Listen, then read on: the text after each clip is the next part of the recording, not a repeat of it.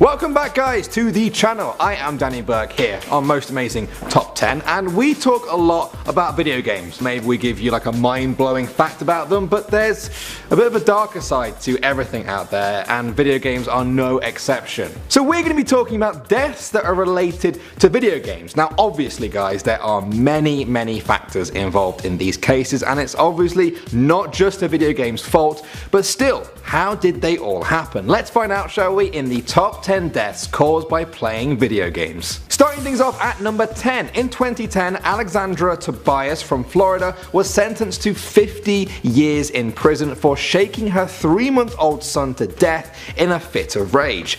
Now, what was the reason for that?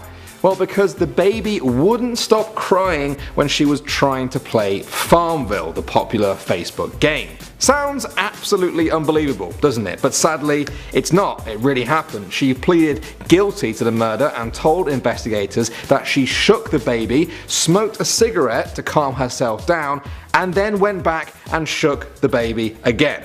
Wow. He eventually hit his head hard enough times that he died from his injuries. At number 9 now, in 2005, a Shanghai gamer was sentenced to life for killing another gamer. Jiao Shengwei had lent a sword to Chu Kaoyuan in the game Legend of Mer 3. Now when he came to get it back, he found Chu had sold the sword to someone else. Jiao went to the police to report this as a crime, but they said, "We can't do anything because the sword itself isn't physically real, so it's not classed as stealing." Now Chow flew into a huge rage and confronted Chu in his own home.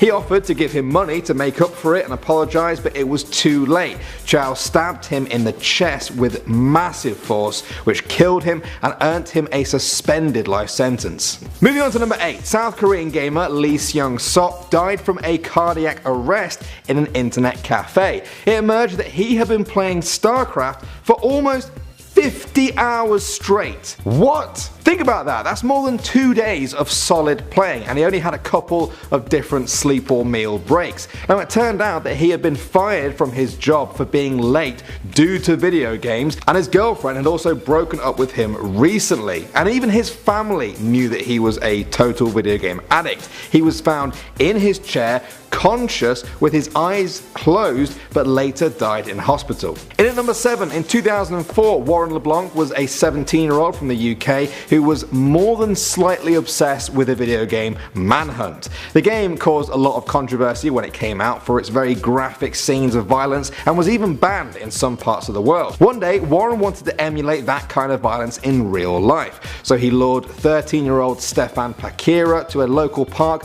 to steal from him. In the end though, he killed Stefan with a claw hammer. Now it's thought that he was at least partially inspired to carry out this attack because of Manhunt, but the games makers were quick to point out that they put an 18 and over label on the game, and also that simply owning the game can't lead to events such as this. What do you guys think? Alright, next up at number 6 now, we have a story coming out of Russia between two rival guilds in the popular MMO game Lineage 2. The details on this one are a bit thin on the ground, but what we do know is crazy. Apparently one of them was killed in the game, and instead of settling their differences in the online world, they met up for a brawl in real life. Now in the end, the 33-year-old clan leader Albert Nureyev got so badly injured in the fight that he had to be rushed to hospital, but sadly died on the way. How mental is that? As games get more and more realistic and immersive, do you think people will struggle to see the line between games and reality? I don't know. That's why I'm asking you guys. Coming in at number 5, we have Daniel Petrick. Now he shot his parents because they took away his copy of Halo 3.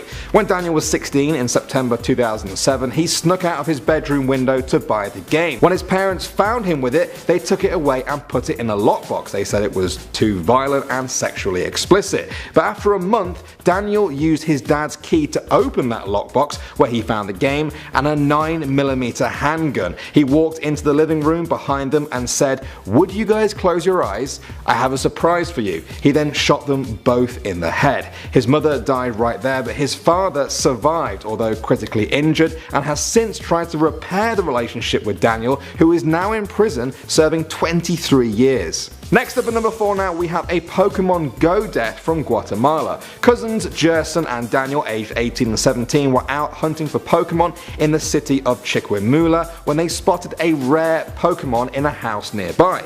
Now, they couldn't seem to get close enough to it from where they were in the street to catch it, and so they decided to break into the house to get closer. Unfortunately, whoever was there at the time didn't take too kindly to the intrusion and opened fire on them. This ended up killing Jerson and leaving Daniel badly wounded. It's thought this is the first ever case of a death caused by Pokemon Go. Moving on to number 3, in 2008, Tyrone Spellman was convicted of the third-degree murder of his 17-month-old daughter, Alea. Tyrone was an avid Xbox gamer who would sometimes spend up to 7 hours a day playing on it. One day, he was playing Ghost Recon and his wife was asleep in the next room. His daughter pulled on one of the Xbox cables by accident and made it fall to the ground. Tyrone then pummeled her to her death. He cracked her skull several times. He said that he did it because he thought she had broken the $600 Xbox that actually belonged to his brother and he didn't have the money to pay him back. Wow.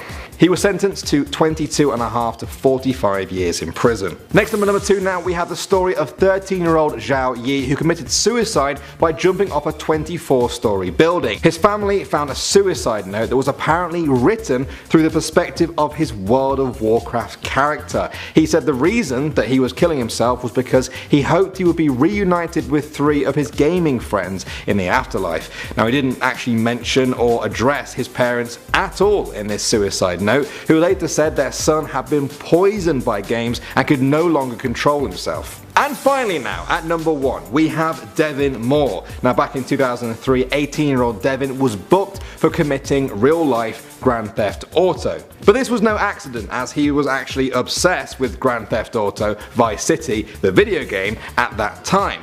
But the lines between reality and video game had already blurred so much for him that when he got booked by the police officers for the real-life Grand Theft Auto, he grabbed one of their pistols and killed all 3 officers at that police station. He then stole a police car and fled from the scene. Now, before he killed them, Devin actually said, "Life is a video game, you've got to die sometimes." He was caught not long after this and sentenced to death by lethal injection, while the families of the victims actually attempted to sue Sony, Walmart and GameStop for their part in the making and distribution of GTA Vice City. So there you go, guys. What do you think of all of these? Personally, I feel like there's a million different things that can lead people to do the things that they've done on this list. I think video games are a bit of a scapegoat sometimes, but hey, that's just me. Let's discuss it down there in the comments section. My name is Danny Burke. Thanks for checking out Most Amazing Top 10. You can find me on Instagram somewhere down there, and I'll see all you guys in the next one.